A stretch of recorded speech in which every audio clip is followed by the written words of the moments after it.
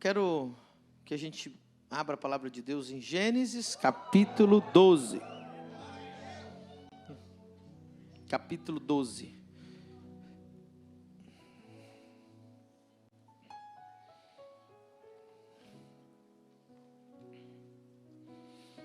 Gênesis 12, verso 1.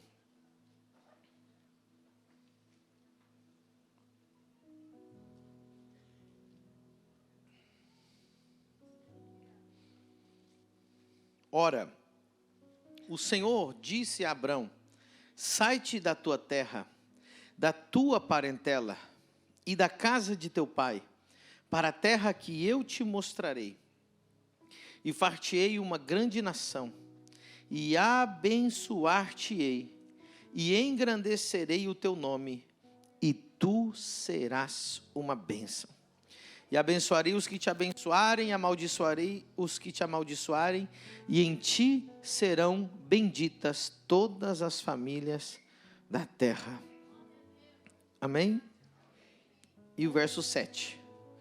E apareceu o Senhor a Abrão, e disse: a tua descendência darei esta terra. E edificou ali um altar ao Senhor, que lhe aparecera. Amém? Hoje é um culto profético. E como culto profético, Deus vai falar fortemente ao seu coração. Amém? Deixa o teclado aí, os ministros podem descer. Diga comigo: Espírito Santo. Levante a mão para o céu assim, diga: Espírito Santo, eu abro a minha mente, meu coração e meu espírito para receber a sua palavra e ser transformado por ela, em nome de Jesus, amém. Queridos, eu quero falar para os irmãos, a sequência que aconteceu na vida de Abraão, para ele receber a bênção.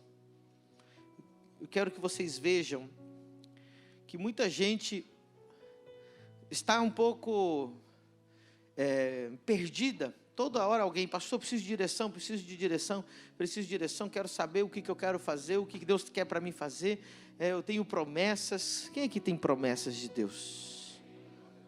Que bênção, uma igreja cheia de promessas de Deus. Quero dizer uma coisa, irmãos, que quando Deus tem uma promessa para você, não significa que ela vai começar a se cumprir imediatamente. Diga comigo: toda promessa requer minha obediência. Então, a primeira coisa que eu quero destacar aqui nesse texto é a palavra obediência. Diga comigo: obediência. Muita gente diz: não, eu tenho uma promessa, mas Deus vai pedir. Escute isso. O momento que Ele te dá a promessa, Ele vai requerer de você renúncias. Então, você que levantou a mão e disse assim: eu tenho promessa, essa mesma pessoa que levantou a mão, eu te digo, porque está escrito na palavra, Deus está te pedindo renúncias. Quem tem promessas?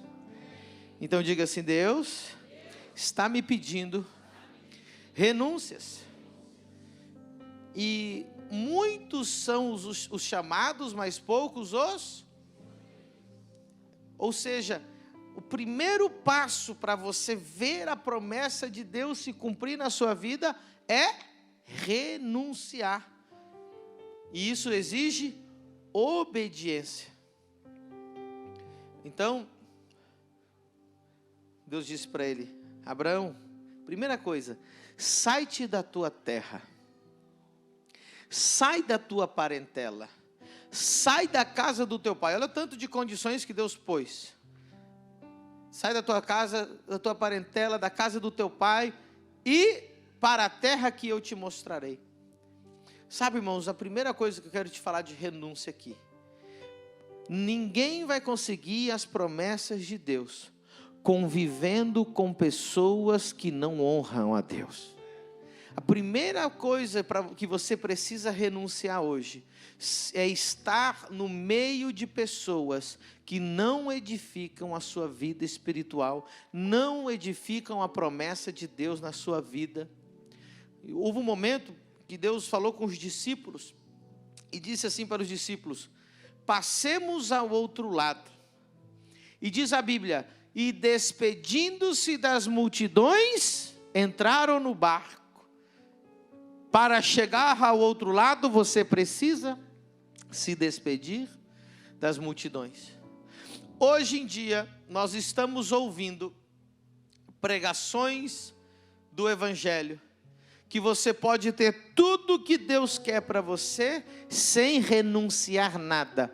Esse Evangelho, infelizmente, é falso. O Evangelho bíblico, Deus te dá grandes promessas, mas grandes promessas requerem também grandes renúncias. Você acha que foi fácil? Mas olha só, por que Deus precisava tirar ele da sua parentela? Por que Deus precisava tirar ele da casa do seu pai? Porque quando você está na sua parentela, você tem uma identidade. Você tem um apelido. Você tem rótulos. Você é mais um.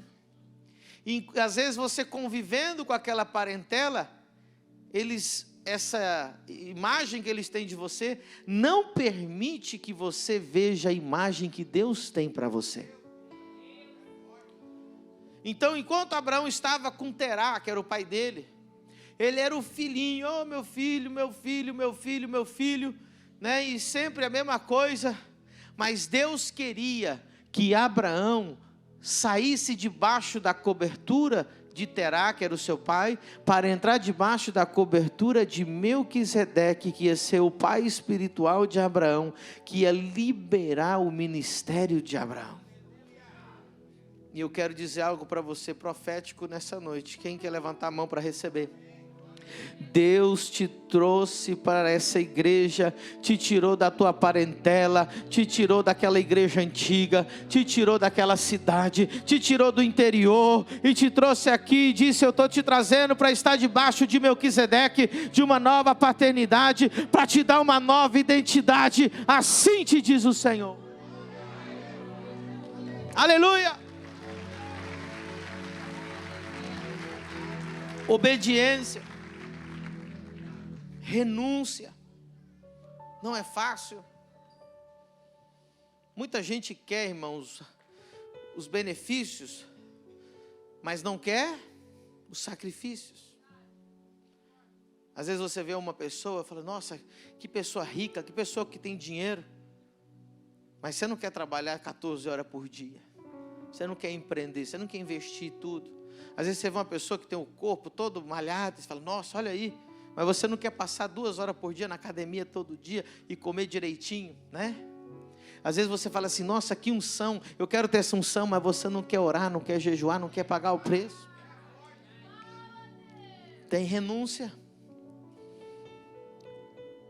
E às vezes você está procurando uma pregação que ela massageia o seu ego, dizendo assim: ó, não precisa renunciar a nada.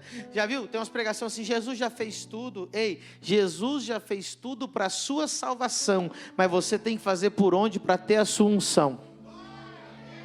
Jesus já fez tudo para a sua salvação, mas você tem que fazer por onde para alcançar as suas promessas. Eu não estou conquistando a minha salvação, isso foi de graça. Mas a bênção eu preciso conquistar, as promessas eu preciso conquistar, a unção eu preciso pagar um preço. Amém? Então, primeiro passo para alcançar as promessas, diga comigo: obediência, renúncia. Você não obedecer, irmão, não vai ter jeito. Aí tem sempre aquele crente que diz assim: não, quem tem promessa não morre.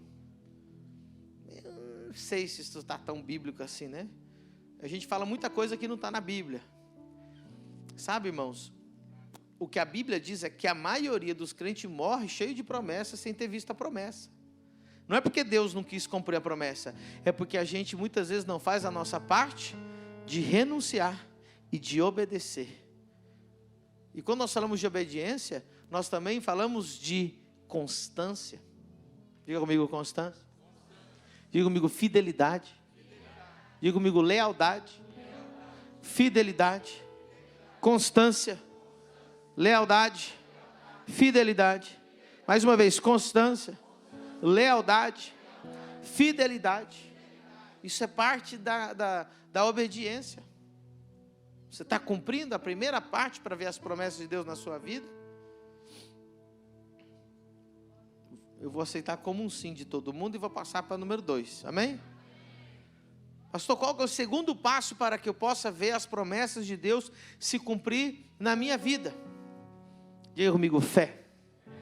Olha só, sai da tua casa, sai da tua parentela, da casa do teu pai, para a terra que eu te mostrarei. Tudo isso é renúncia, tudo isso é obediência. Agora, segundo passo, segunda coisa, segundo requisito é fé. Diga comigo, fé. Olha o que ele diz: para a terra que eu te mostrarei.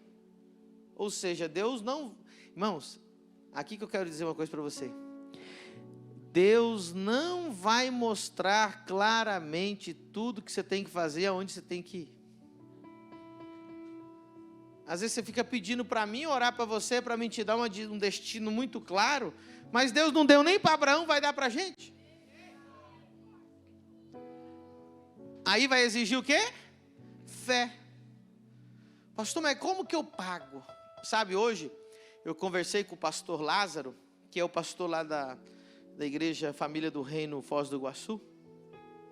E ele teve que renunciar a tudo que ele tinha, quem ele era, recomeçar do zero, sem salário. E ele disse assim: pastor, hoje eu não tenho, entre aspas, a segurança que eu tinha. Eu não sei aonde, como que vai entrar o dinheiro na minha vida. Ele disse assim: mas eu nunca tive tanta fé, eu nunca tive tão confiante. Eu estou liberto, porque agora eu confio em Deus, mas eu tenho certeza que Ele vai prover.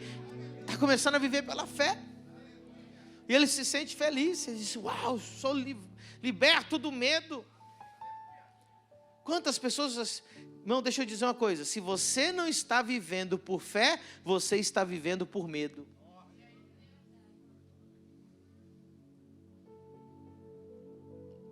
Se não é a fé que está fazendo você tomar as decisões, se não é a fé que está fazendo você avançar, se não é a fé que está fazendo você tomar passos de gigante, é o medo que está te parando, é o medo que está fazendo você retroceder, é o medo que está fazendo você ficar estagnado. Se a tua vida está igual ou pior que 6 meses atrás, você não está sendo guiado pela fé, você está sendo guiado pelo medo.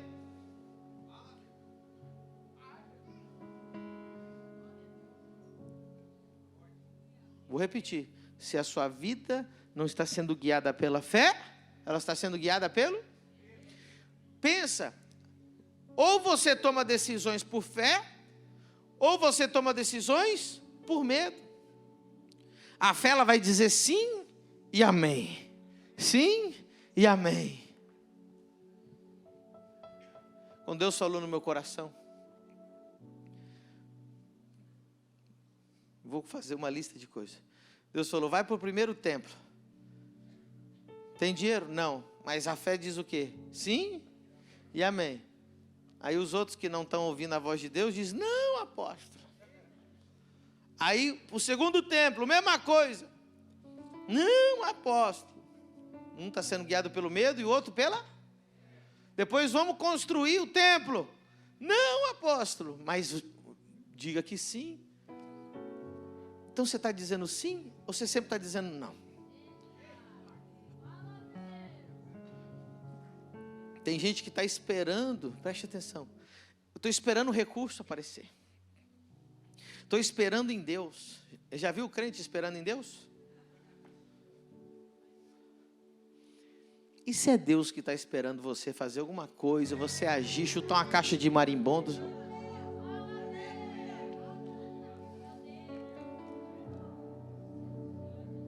Hoje eu mandei o vídeo da cruzada para um amigo meu, o apóstolo Albano, lá de Hortolândia. Aí ele nem sabe dessa história de chutar caixa de marimbondo. Ele falou assim: rapaz, você gosta de chutar caixa de marimbondo mesmo. Sem saber que eu falo essas coisas. Eu falei: tá vendo? Quando a gente lançou a cruzada, irmão, sem R$1 na conta, nós tínhamos acabado, não terminamos de pagar ainda todas as parcelas aqui. Aqui a gente paga parcela de ar-condicionado, de forro, parcelas de R$15 mil, outras de 14, assim vai. E o pessoal da igreja, meu Deus, agora o senhor vai fazer uma cruzada. Eu falei, vou, e Deus vai pagar, e nunca vai faltar, porque nunca faltou. E não está faltando. Então diga obediência. Sabe, irmãos, tem gente que é bom de obediência, mas é ruim de fé. Tem gente que você fala assim, rapaz, ele mesmo fica indignado. Ele diz, Deus, eu não fumo, eu não bebo, eu não vejo pornografia, eu oro, eu jejuo, eu vou no culto, eu sou fiel, sou leal, sou dizimista, sou ofertante, eu estou lá no culto, eu vou debaixo de chuva, eu sirvo, eu limpo o banheiro da igreja, eu faço tudo certinho, eu assisto The Chosen em vez de assistir outra porcaria, Mas a minha vida está tudo assim. É bom de obediência, mas é ruim de fé. Talvez você está sentado aqui e diz, pô, preste atenção, Deus não dá prêmio para quem é bonzinho. Você fica com essa carinha de gato com botas. Eu sou tão bonzinho, o Senhor não me abençoa. Sem fé é impossível agradar a Deus. Deus quer gente valente, gente com fé, gente que avança, gente que faz.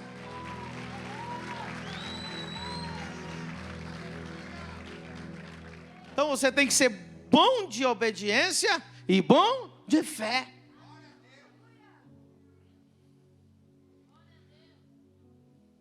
Tem gente esperando um prêmio, Luiz, pela sua postura, sua santidade.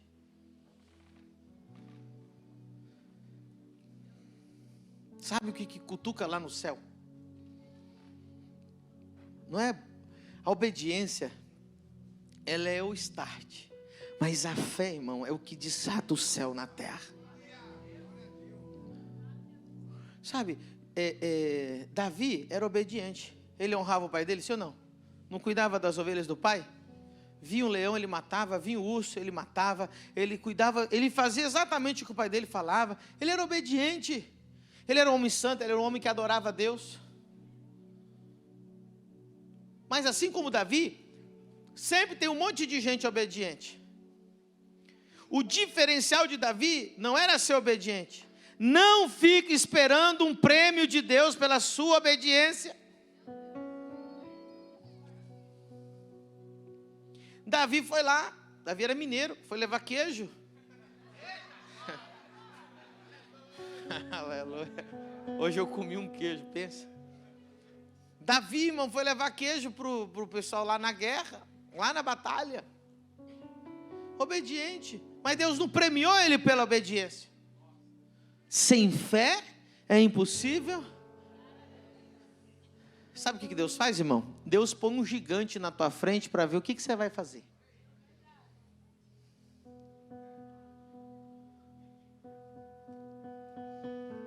Quando eu cheguei em Balneário, todo mundo, os pastores, falavam assim, não abre igreja em Balneário. Balneário o povo é ruim, Balneário o povo não quer saber de igreja. Balneário tem igreja demais. Tudo era ruim. Balneário era caro, Balneário não sei o quê, Balneário não sei o quê. Eu falei, gostei desse gigante, acho que eu vou dar uma pedrada na testa dele.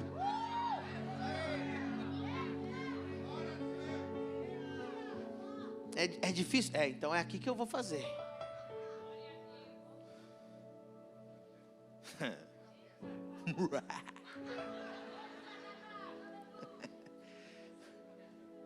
Diga comigo, obediência.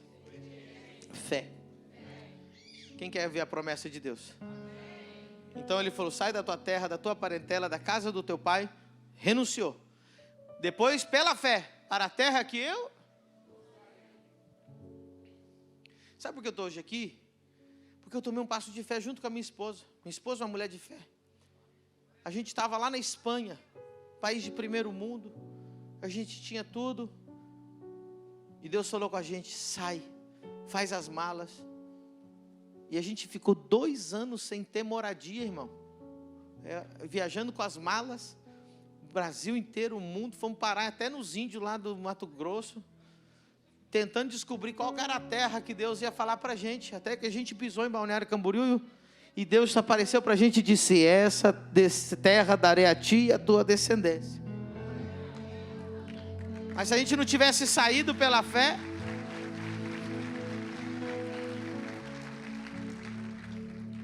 quanta gente, irmão, está com a empresa lá e Deus falando: larga e vai, larga e sai, larga e... Não, mas quando tiver tudo certo.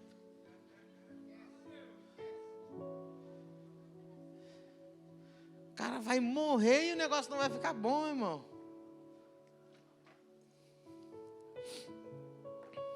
Número 3. Quem quer saber o número 3? Não estou dando indireta para ninguém, viu, gente? Umas caras aí que vocês não têm ideia.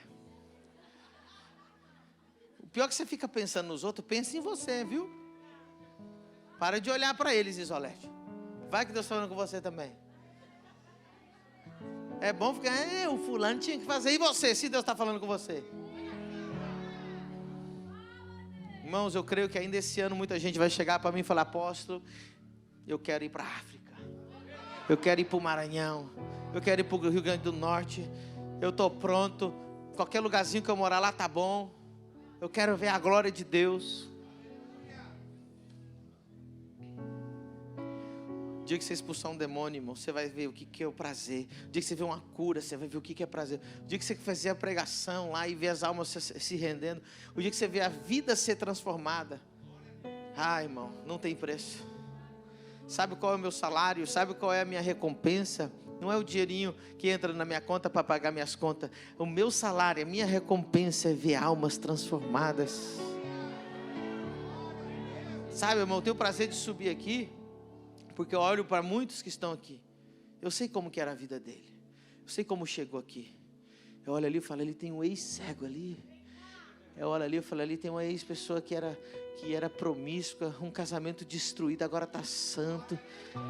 Aquele ali não era ninguém, agora é um pregador do evangelho. Ali tinha uma pessoa que ia se suicidar, não vai suicidar mais. Ali tinha uma pessoa sem destino, sem rumo, depressiva, agora está caminhando no evangelho, está servindo a Deus. Eu olho daqui de cima, irmão, e essa é a recompensa. Aleluia. Diga comigo: obediência, fé. Está preparado para o número 3? Diga comigo: altar.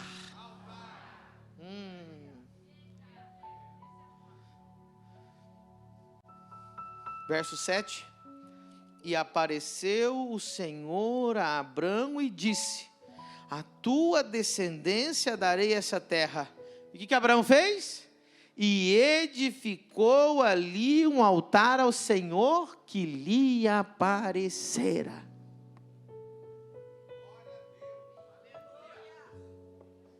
Essa é a sequência: obediência, fé e altar.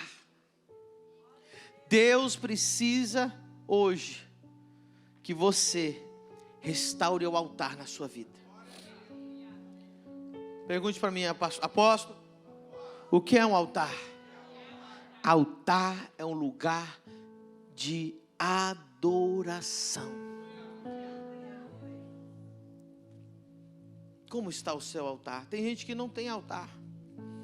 Não tem um altar. Não tem vida de adoração. Não tem vida de rendição. Altar é um lugar de humilhação. Altar é um lugar de sacrifício. Vou falar uma coisa para você. Olhe bem para mim, para você prestar bem atenção. Quando Deus disse para Abraão: Abraão, pega o teu filho, o teu único filho, o filho que você ama, leve até o monte Moriá e sacrifica ele para mim. Quando Abraão chegou no pé do monte, ele disse o seguinte: subiremos, adoraremos e voltaremos. Abraão chamou sacrifício, oferta de quê? Adoração.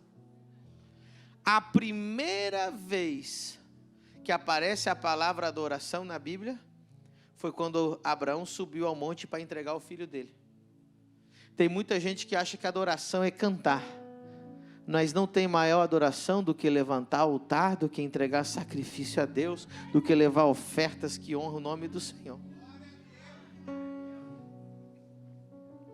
Mais uma vez, cai por terra esse evangelho que alguns lugares estão falando, que não precisa mais de sacrifício. Irmãos, eu vou falar uma coisa para você. A Bíblia é um livro que o assunto central dele chama-se oferta. Vou repetir, sem medo de errar o que eu estou falando.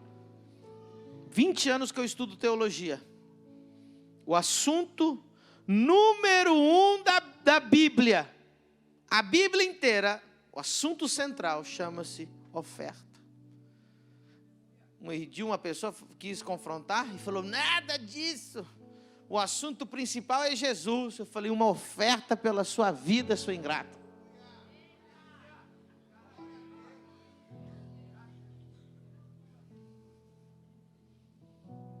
Então é ou não é oferta? Oferta. Deus se comunica através de oferta. Ele faz oferta, a gente faz oferta, a gente entrega, a gente faz sacrifício.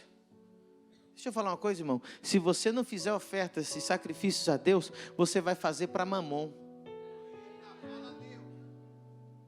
Se você não fizer entregas e sacrifícios para Deus, você vai fazer para a sua vaidade. Se você não fizer ofertas e não fizer sacrifícios a Deus, outro ídolo vai receber, mas que todo mundo vai sacrificar, vai.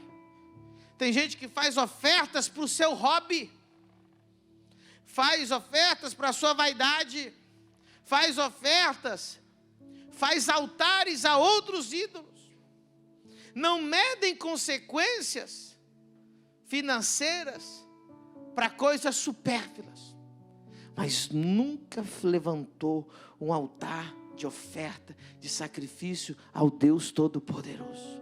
E a Bíblia inteira, os verdadeiros homens de Deus, todos eles levantavam altares, e o que ia no altar era oferta, era sacrifício. A oferta que Salomão fez era recurso financeiro. A oferta que Abraão fazia era recurso financeiro. A oferta que Elias fazia era recurso financeiro. Altares. É altar de adoração. Pastor, o senhor está falando de adoração ou está falando de oferta? As duas coisas é a mesma coisa. Diga comigo, o meu nível de adoração é meu nível de oferta. Você está duvidando, eu vou te provar. Olha para você ver. Quem quer que eu prove aí?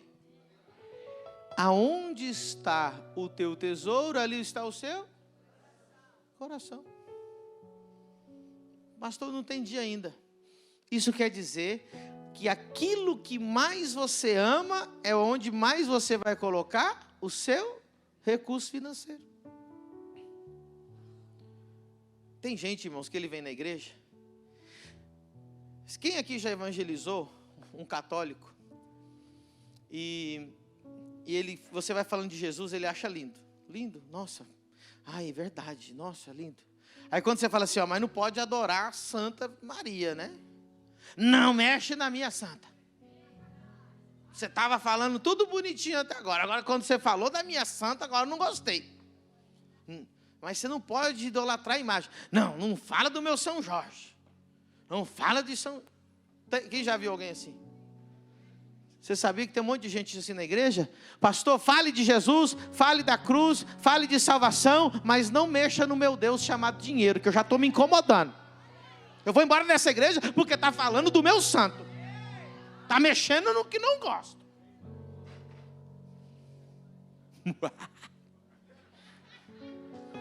Te peguei os teus santinhos aí, ó.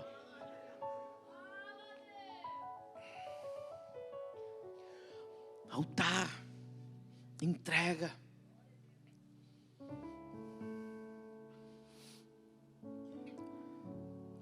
Para a obra de Deus crescer, precisa de gente que faz sacrifício.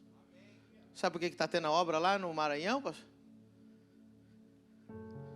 que a gente está levando ofertas lá, está levando sacrifícios lá. Teve gente que entregou computador, teve gente que entregou ar-condicionado, teve gente que entregou oferta do avião. Eu entreguei um carro de oferta à vista que eu dei para o evangelista Leandro, para ele poder ter um carro digno para pregar lá. É altar, é sacrifício.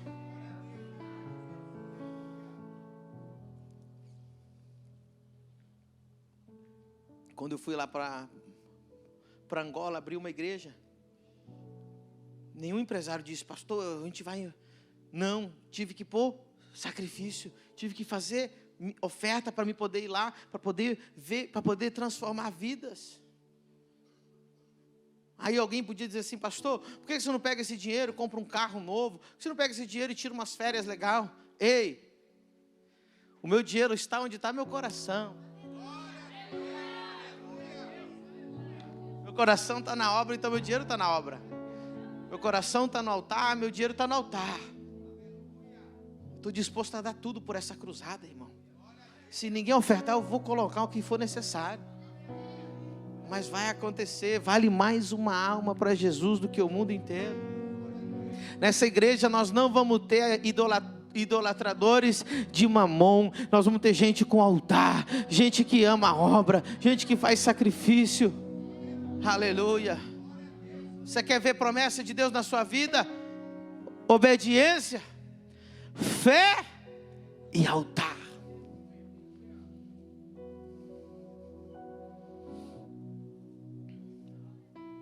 Você quer conhecer alguém que Deus fala com ele?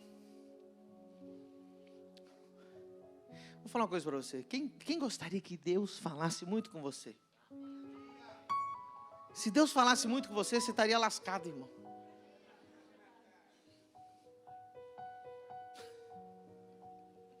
Você ia começar a repreender ele. Porque se Deus começar a falar com você, e você começar a ouvir a voz dele, sabe o que Deus falou para Abraão? Sacrifica teu único filho. Tem muita gente que não quer mais ouvir a voz de Deus, porque no momento que Deus começou a falar, ele falou: não, eu queria ouvir outra coisa. Ele prefere ouvir um falso profeta do que ouvir a voz do Espírito Santo. Porque o falso profeta fala o que ele quer ouvir.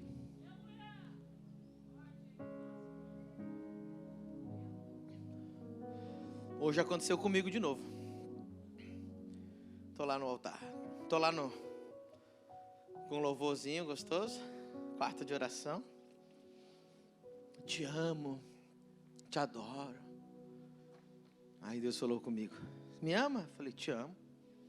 Então você vai dar isso e isso. Ah, tá bom.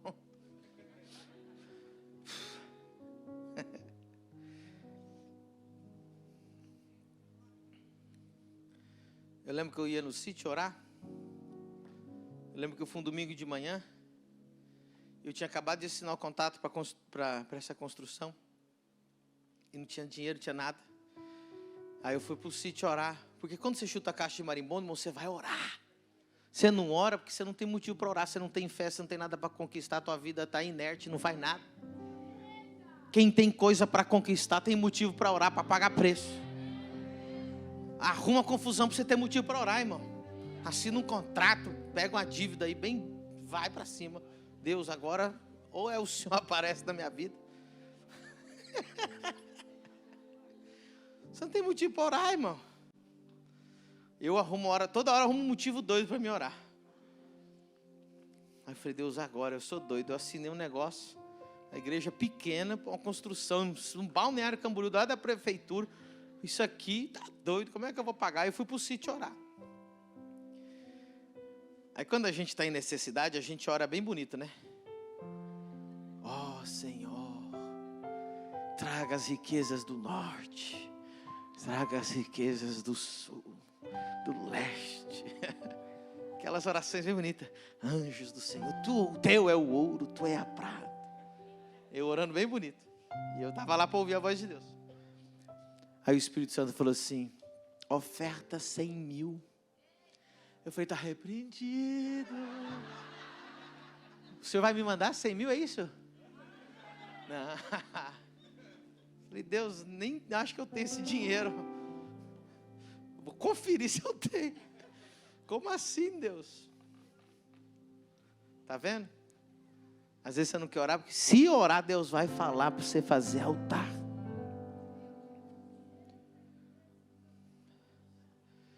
Aí Deus falou, leva lá no apóstolo Agostinho, que ele está fazendo uma obra.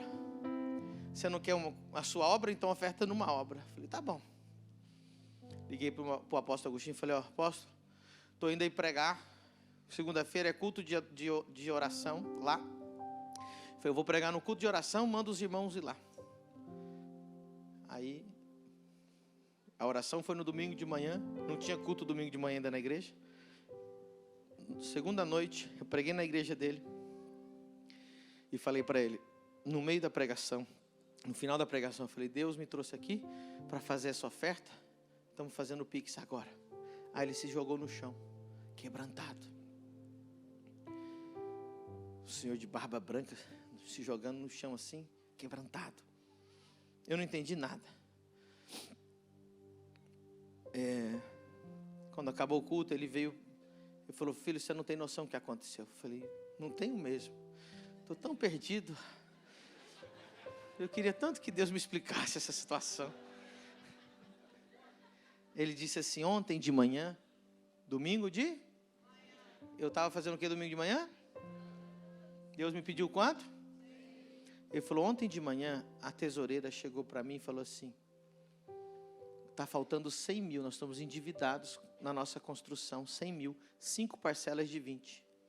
Sobe hoje no púlpito, apóstolo, pede emprestado para algum irmão da igreja, que a igreja vai devolvendo aos poucos, que a gente não pode mais passar essa vergonha que a gente está passando, o pessoal da obra está nos cobrando. Ele subiu no púlpito, e ele ia pedir, e na hora de pedir ele não conseguiu. Quando ele desceu do púlpito domingo de manhã, a tesoureira falou, apóstolo, a gente tinha um combinado. Ele falou, filha, eu não consegui. Mas Deus estava falando com quem?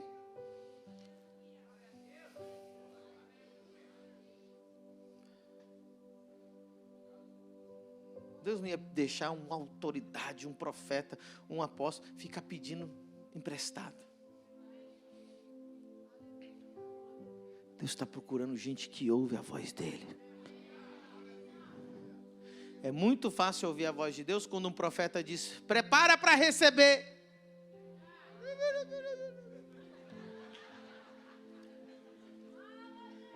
Mas a gente, antes de ouvir o profeta, prepara para receber, tem que ouvir a voz do Espírito Santo que diz, leva o sacrifício, faz um altar, sobe o monte Moriá, subiremos, adoraremos e voltaremos.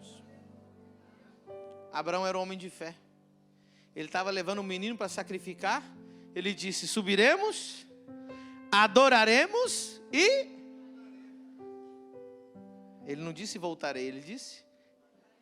Ele estava crendo que até se ele sacrificasse o menino ressuscitaria. Porque era a promessa de Deus. As promessas vêm, irmãos, mas precisamos de obediência. As promessas virão, mas vai exigir fé. As promessas virão, mas vai exigir altar. A adoração está interligada com isso. Está interligado. Ela expressa o que está dentro de nós. Você sabia que é por isso que a gente dá presentes? Sim ou não? Por que a gente dá presente? O presente representa o que eu sinto. É uma demonstração de carinho, de amor. Se você acha que oferta não importa, então, você que está solteiro aí, imagina um rapaz chega para você e fala assim, ei, vamos ali numa pizzaria, só que você paga a conta, mulher. Ah, mas não importa? Ou importa? Hã? Aí ele lá no meio, lá que você ainda está pagando a conta, ele pega aquele anel, presta atenção, que é um pirulito, quem já viu? E fala assim, é simbólico, o importante é o que eu sinto por você, eu vou te dar. Quer casar comigo? Você vai querer casar? é demônio. Por quê? Porque a oferta representa o que eu sinto dentro de mim. Quem mais você ama, você vai entregar o seu melhor. Tem gente que ama mais o seu carro do que a sua mulher.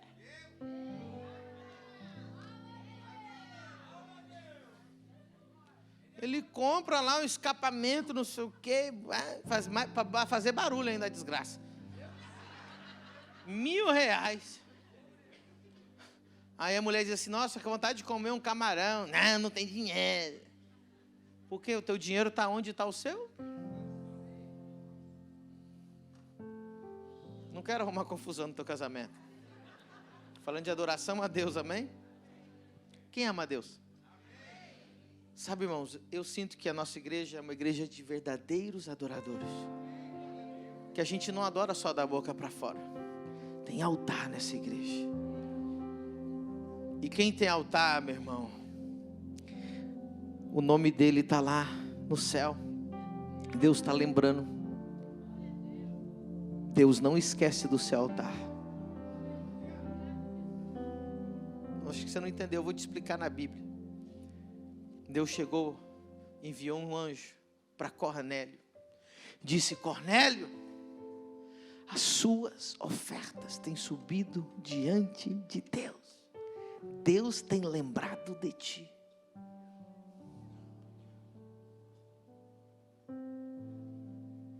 O que você tem lá diante de Deus? Te representando? Que altar você tem levantado?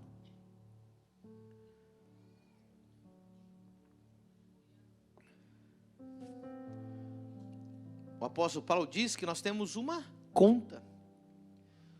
O texto diz que aquelas ofertas que estavam sendo entregues para Paulo, estava diante de Deus como uma conta. Como é que está a sua conta lá? Quem está entendendo? Se você fosse levantar a tua voz de Deus, será que você poderia dizer assim, eu tenho altar? Será que a tua oração poderia ser assim? Eu sou fiel. Eu entrego, Senhor, os meus dízimos, minhas primícias. Eu faço a minha... Quem não tem isso vai ter que pedir misericórdia.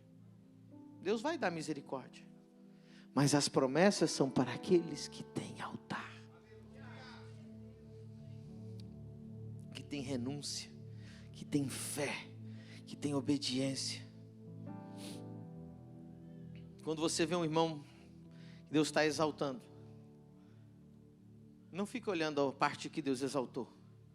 Tenta descobrir onde que está a renúncia dele. Tenta descobrir onde está a obediência dele. Tenta ver onde que foi o passo de fé que ele tomou. Quando eu falei de ir para o Maranhão, ninguém queria. 2 dias e meio de viagem, calor, galinha lá no quintal da igreja. Mas alguém fez uma renúncia. Alguém pagou um preço.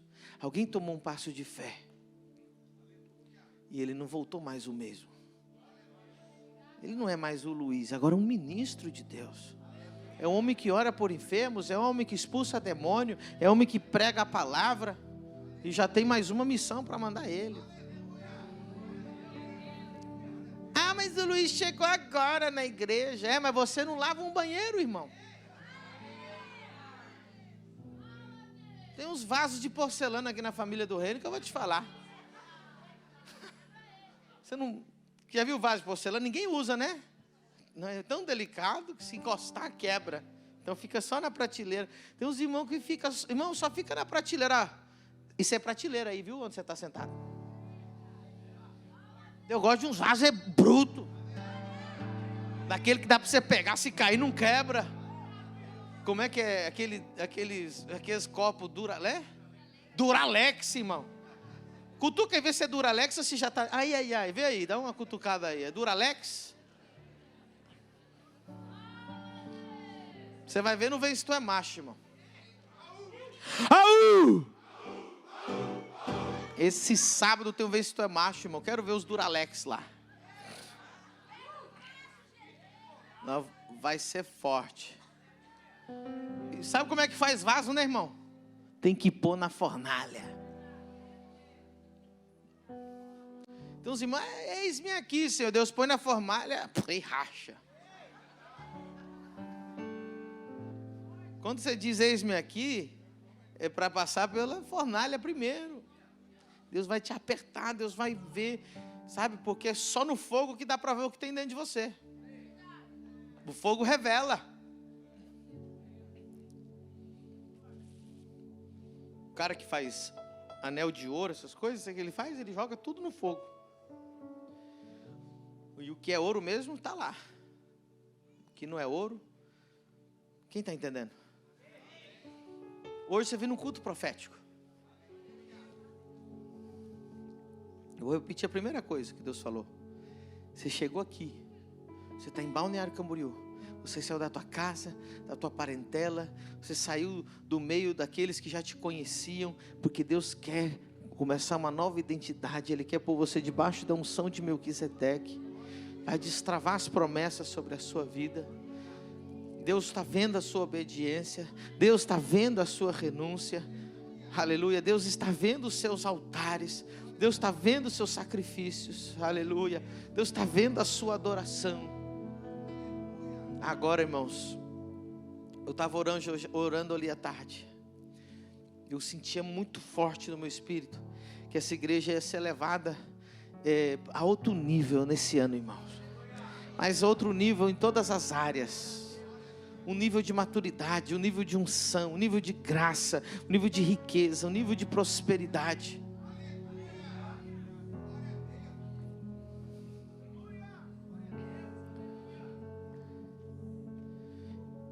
Sabe, eu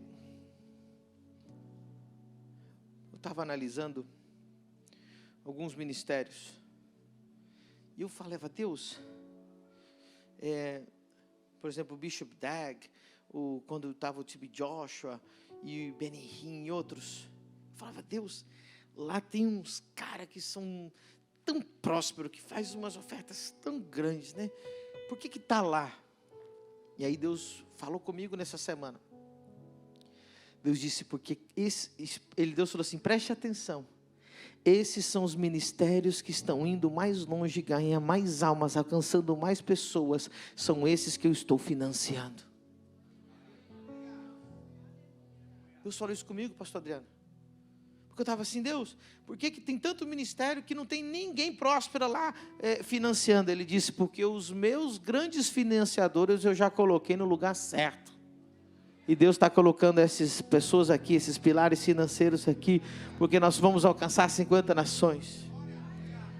Eu liguei hoje lá para Angola, eu disse para o apóstolo Itamar, ele já está olhando aonde vai ser o lugar onde nós vamos fazer a nossa cruzada, onde nós vamos instalar o som, vamos colocar a iluminação, vai ser um campo aberto, vai vir entre 10 e 50 mil pessoas na nossa cruzada lá.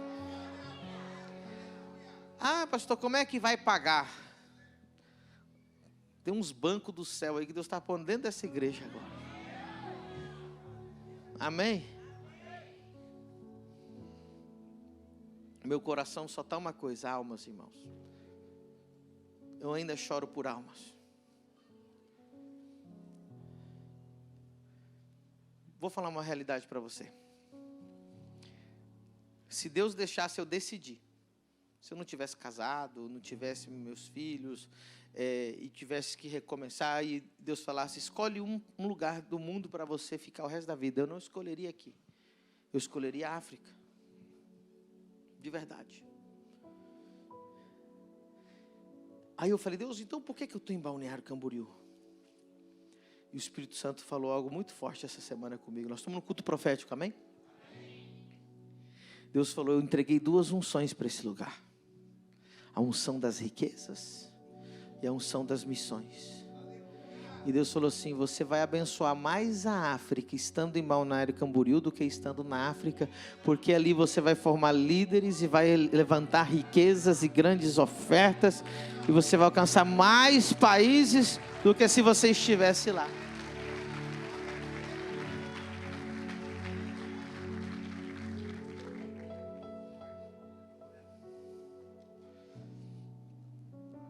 Já tem mais um casal, irmãos, dois casais que vão para a África esse ano.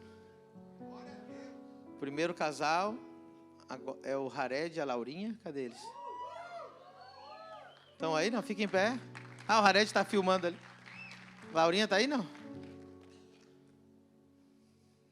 Não? Nós vamos enviar eles agora, em outubro. Eles vão casar, vão ficar uma semana de lua de mel e vão entrar no avião para o país chamado Gana. E eles vão estudar na Anakazo School. E vão ficar lá estudando no mínimo 2 anos, se preparando para o ministério. E eles vão ser um casal de pastores tremendos, evangelistas, apóstolos. Não sei o que Deus vai fazer com ele. Vai ser forte.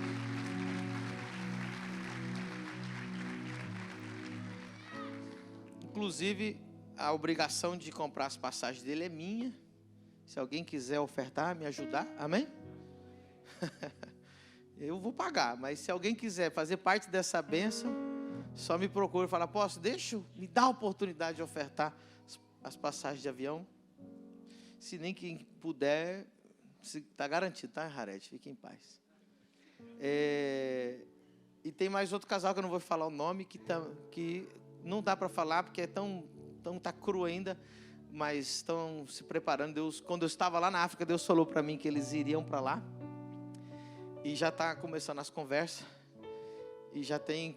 Não, o Thiago não vai nunca. Fica do meu lado. Bom, se eu enviar todo mundo, eu fico sem aqui. A gente prepara o obreiro. Aí quando fica bom, tem que mandar embora. Mas acho que o reino é isso, né? Na verdade, cada um que eu envio aqui, Deus vai levantar mais 10, em nome de Jesus. Aplauda o Senhor Jesus, amém?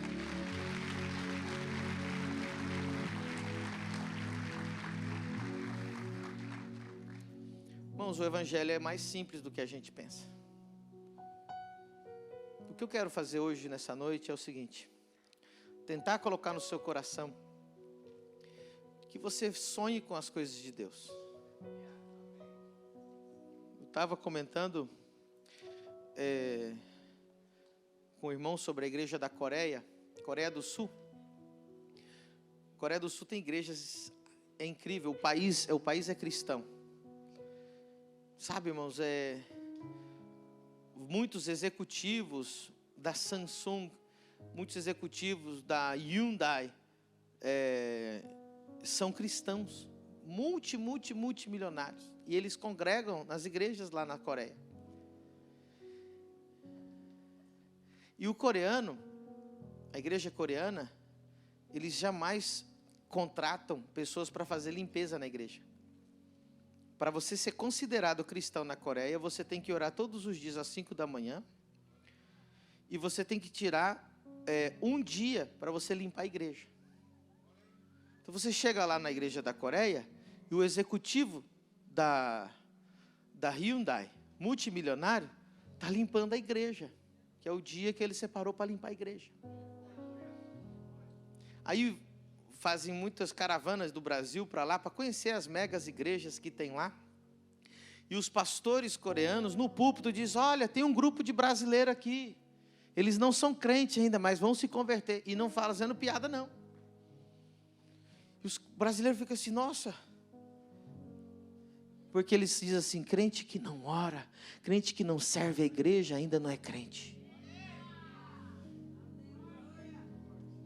No Brasil, nós criamos um evangelho gospel de consumismo gospel. Nós não temos crente, discípulo de Jesus. No Brasil, nós temos consumidor gospel. Gente que consome o mundo gospel.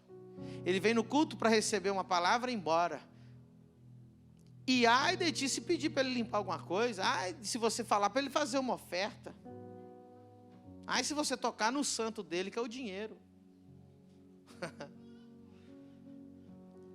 Essa igreja que eu estou falando, lá uma delas, o metrô entra dentro da igreja. A igreja ela tem vários andares para baixo da terra, gigantesca. Tem um metrô, passa lá dentro da igreja.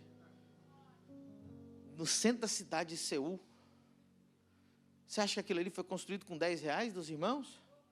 Não, foram grandes homens que fizeram grandes sacrifícios, que fizeram grandes ofertas. Eu queria muito mudar essa cultura. Queria que você fosse um discípulo de Jesus. Queria que você fosse um crente que orasse, que lesse a Bíblia. Não um crente consumidor. Ele fica esperando o dia estar ruim. E agora eu tenho que ir na igreja porque eu estou ruim. Vou lá ouvir uma palavra boa. Isso não é evangelho. Fica correndo atrás de cantor gospel. Fica correndo atrás de profeta, falso profeta. Fica correndo atrás de um e de outro, de um e de outro. Firma numa igreja, tenha compromisso. Diga, pastor, pode contar comigo. Eu faço parte dessa casa. Na chuva eu estarei aqui. Pastor, conta com o meu dízimo. A gente vai construir 50 nações. Gente séria. Vou pôr vocês tudo lá, vou levar vocês para a Coreia só para o pastor falar, vocês não são crentes. Bom, se bem que aqui a gente ora às 5 horas da manhã, né? E serve, né? Eu estou falando para uns que não estão servindo ainda, uns que não estão orando ainda, uns que não têm compromisso ainda. Quer saber se você tem compromisso ou não? Quando alguém te pergunta, que igreja que você vai? Eu vou na igreja do pastor Medina. Está errado. Você não vai na igreja do pastor Medina. Eu quero que você diga assim, a minha igreja é a família do reino, meu pastor é o apóstolo Pedro Medina, meus irmãos é a família do reino, meu, propriedade. Enche a boca para falar. Amém? Fala para o irmão, Deus está falando com você. Vamos ficar em pé nessa noite? Diga comigo, obediência, renúncia, fé, altar. Aleluia. O louvor sobe aqui, por favor. A presença de Deus está forte nesse lugar. Orar eu vivo, pra te adorar eu vivo só pra te adorar. Feche os olhos e cante. Pra te adorar eu vivo, pra te adorar eu vivo só pra te adorar. Quebranta o seu coração diante dele. Rende o seu coração. Pra te adorar eu vivo, pra te adorar eu vivo só pra te adorar. Levante um altar na sua vida hoje. Um altar de humilhação, um altar de adoração, um altar de louvor.